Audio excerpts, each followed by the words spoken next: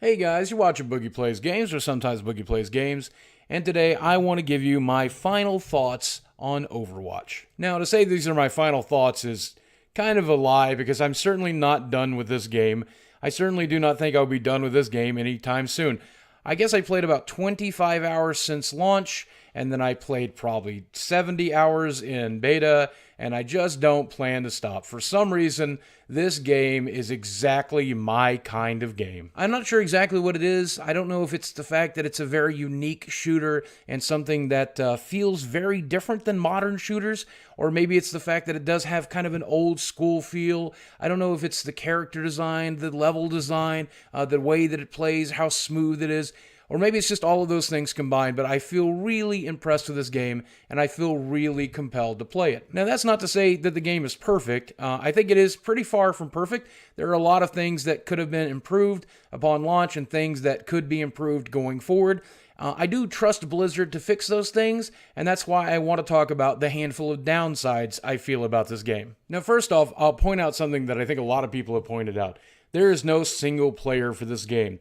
And it's funny because a lot of games get a lot of flack for not having a campaign and not having single player, and for some reason, Overwatch just gets away with that. And it's particularly frustrating because the cutscenes that they've created, the animations have been so incredible. You know that they would create an incredible campaign.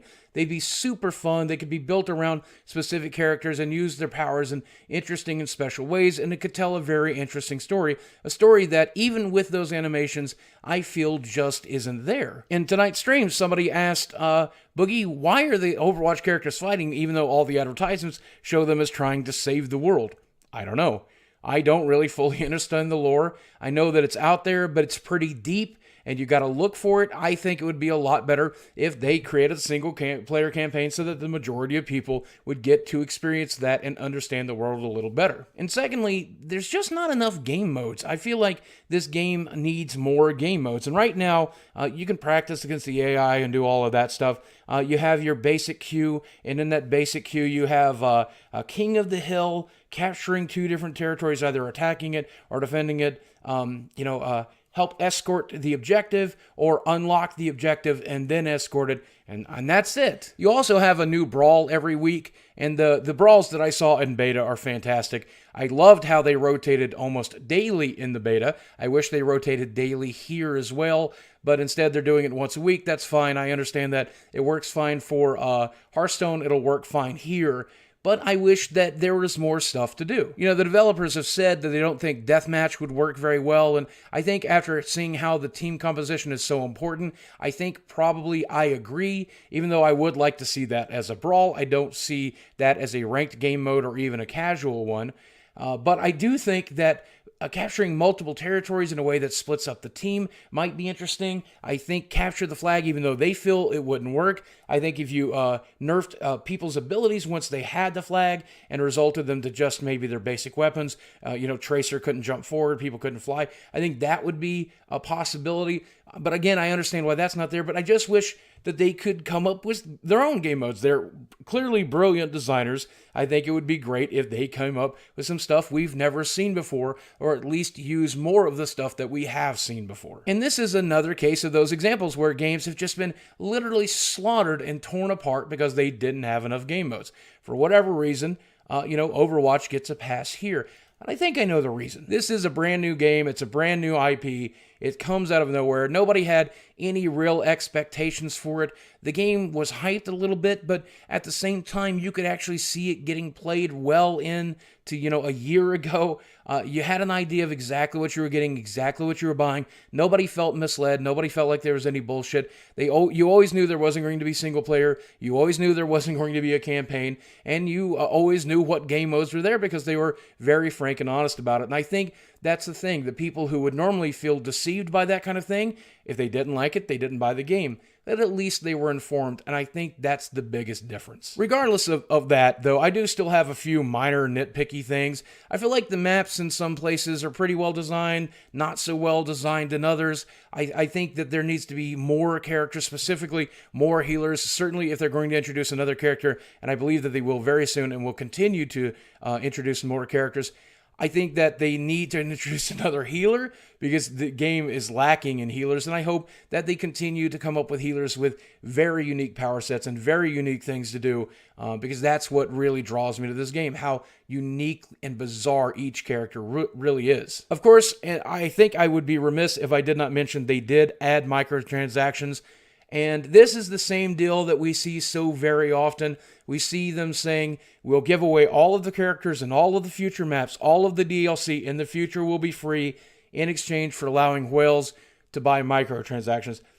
I do think in this case I'm a little frustrated with their microtransactions, but not horribly so. In the beta, it did seem like I got skins and legendary skins way more frequently than I'm getting them now. I think that's a little irritating and a little frustrating. I feel upon launch, I'm getting way more commons than I would have ever gotten during beta. I feel like that has been a change, and it's a frustrating change. It's difficult to get the skins that you want. Now, certainly you can buy whatever skin that you want, but you won't be able to buy them all without resulting in microtransactions. You know, you can open 100 cases and only get a handful of very rare or legendary or epic skins, and you're getting a lot of stuff that most people don't really care about, like voice lines and sprays. Most people just want the skins. I wish there was a way to spend cash to get specifically the skin that you wanted. But they do give you the coin system. Whenever you get a duplicate or you'll open some boxes, you'll get coins. You can use those coins to buy the specific skin that you want, and you'll get enough money over time to buy the skin that you want. It's still a frustrating system. It's definitely one of the systems that's made to encourage people to buy the microtransactions if they want those skins. And I think the better way to handle that is always give me the option to buy the skins with coins or buy these skins with cash. I hate this Russian roulette. I hate this gambling system.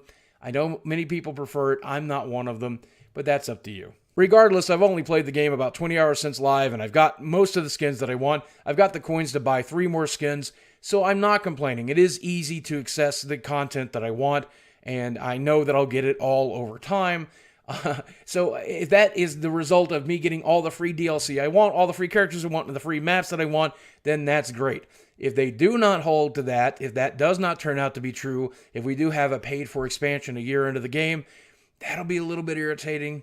But I trust Blizzard. If they said that, and I'm pretty sure they said that, if they said that, they'll probably hold to their word. And that's pretty much it. I mean, it's a game that I think is very polished, very well done. There's so many little features and little things that make me so happy when I play. For example, one character warning another character that there's somebody behind them. These little voice lines and these little dialogues, these scripted events where one character will say something to another character, even the ones that they're fighting. The way that you learn everybody's lines when they do their ultimates, the way you learn the sounds of a bastion going into the turret position so that you know to look for them. All of those nice little touches, those auditory touches, those graphical touches, the character designs, all that stuff is so wonderful and so beautiful, and it just goes to show you that this game is complete.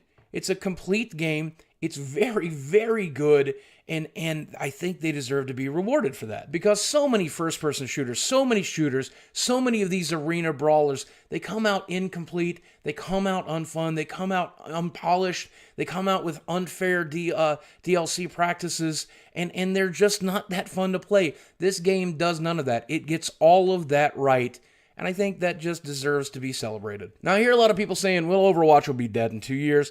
I don't think that's the case. I do truly think there's plenty of people playing it here at the beginning. I think there'll be plenty more people to play it as it continues. I know that Blizzard is going to support it as an esport, which is very important for a game like this to stay alive.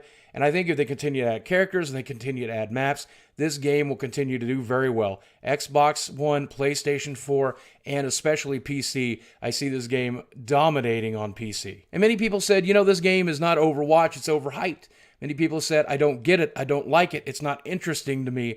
And I guess I understand that. If you're not into first-person shooters with this kind of wacky, weird stuff in it, then you're not going to enjoy this game. If you're not into arena brawls or competitive games, you're not going to be into this game. Or if you are into competitive games, maybe you're already locked into one. Maybe you're a Dota fan, maybe you're a Smite fan, maybe you're a League fan, maybe you're playing Paladins, but who's kidding? Nobody's really playing Paladins right now. But maybe Paladins is your game, and if it is, you're locked into it, or whatever your game of choice is. You don't think Overwatch is fun, you played in the beta, and you're not interested. I get that, that's okay. But for those of us who are interested in the game, and it looks to be millions of us, I expect this game to keep our interest for a very long time. It's kept my interest almost for a year now, and I think a year from now, 2 years from now, I'm still going to be playing this game. Probably not every day, but I didn't play League every day back when I was really into it, and I certainly can't stand to play League anymore. I'm just over that game. Maybe I will get over Overwatch 2 years from now, but just watch and see. We'll have to see. So a lot of people ask me, Boogie, is Overwatch worth buying?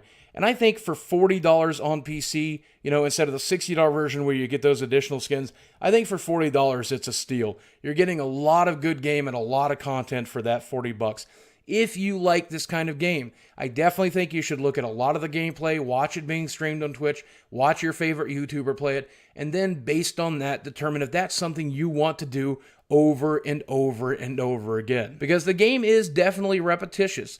But it is deep in that repetition. Every time I play a game, I feel like I learn something new about the game, something new about the mechanics, something new about one of my favorite heroes. I feel myself getting better with the mechanics of each hero, understanding my opponents better, understanding my teammates better. I feel like every time I play, hour after hour after hour, I'm getting deeper and deeper into that game, and that's why I'm not bored. Even though it's repetitious, I feel like there's so much depth to this game that I'll be looking into that depth for years to come. And when they add new maps and they add new game modes and they add new characters and they do it for your initial buy-in price, I think that that's just going to get deeper and better and more interesting. And I trust Blizzard to support this game, not just with esports, but with content as well. And if they do that, well, I think we're potentially talking Game of the Year. I really do think that's a possibility. Now, if you're not the kind of person that likes to play a giant angry monkey knocking people off of the sides of boards, or if you're not the kind of person that wants to put up ice walls and freeze people to death in your first-person shooter,